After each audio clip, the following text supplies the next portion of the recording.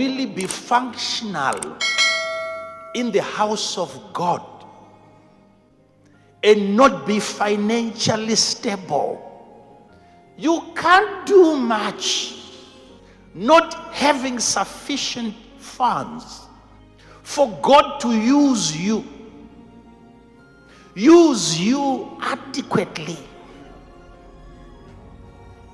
I'm not saying you must since you have money, God is going to be using you financially. No. Even the spiritual things that you want to do without cash, you are going to find it so it doesn't matter the gift is quite far from cash. No, you will see how money is going to affect that spiritual gift that is far away from money. You will see.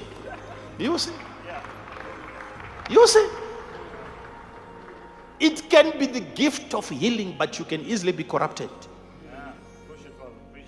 Balaam was a prophet. It's a purely spiritual gift, nothing to do with cash. But him not having substance, yet he had the ability to pronounce a blessing over other people, but he did not have enough substance. It was money. It was some groceries. They brought him some orange juice and some sausages. He was not financially stable, yet spiritually he was stable. Not having enough money in your account, in your house, is going to affect your spirituality, whether you like this or you don't.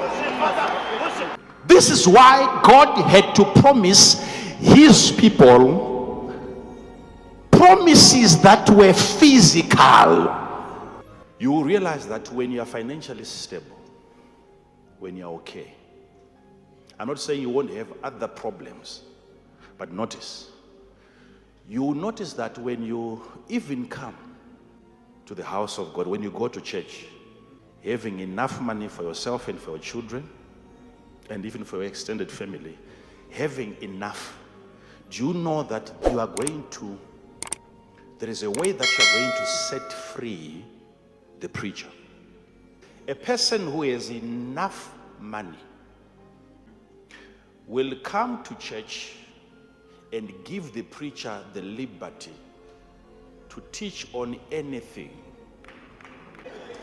So even if the preacher is going to talk about something, the guy with money is going to enjoy that. He's taking some notes. It's up to you, Mr. Preacher. Tell us what you want. I'm okay. But when you are broke, usually there are areas that you pray, you wish, you desire for the preacher to what? I'm telling you. So if the preacher comes and he says, today let's just talk about music. When you have money, you say, yes. The guy with money doesn't care. Whatever you want to talk about. And you preach for 2 hours, 3 hours. If the service is in the evening, you can almost see as a preacher who has a car and who doesn't have.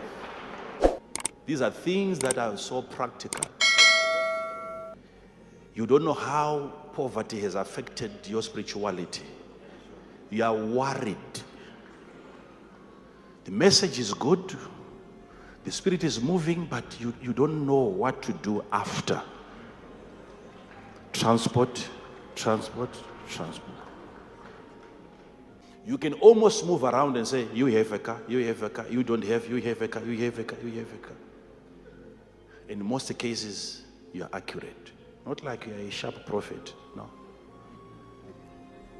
You can just go by the fidgety, the worry, lack of response to the message. You know the person is what? Now worried.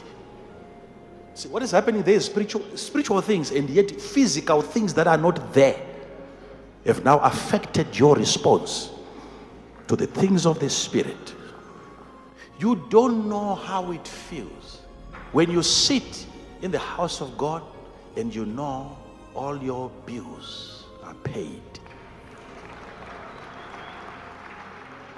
That feeling is divine.